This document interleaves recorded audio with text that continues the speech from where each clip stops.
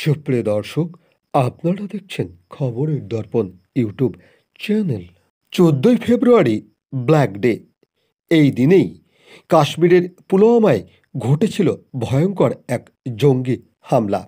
আর এই আকস্মিক হামলায় প্রাণ গিয়েছিল 40 জন ভারতীয় জওয়ানের। এই হামলায় শহীদ হয়েছিলেন নদিয়ার হাঁসপুকুরিয়ার সুদীপ বিশ্বাসও। এই শহীদদের স্মৃতির উদ্দেশ্যে নদিয়ার পলাশীপাড়া থানার অভয়নগর স্মৃতি সংঘের পরিচালনায় এক মৌন মিছিল তথা ব্ল্যাক ডে অনুষ্ঠিত হলো। বুধবার সন্ধ্যায় এই মৌন মোমবাতি মিছিল স্থানীয় বাজার এলাকা পরিক্রমা করে ক্লাব প্রাঙ্গণে এসে শেষ হয়। এই মিছিলে পা মেলান এলাকার অসংখ্য মহিলা, বর্তমান ও প্রাক্তন সেনাকর্মীবৃন্দ, ক্লাবের সকল সদস্য, পদাধিকারী, ছাত্রছাত্রী এবং সম্মানীয় ব্যক্তিবর্গ।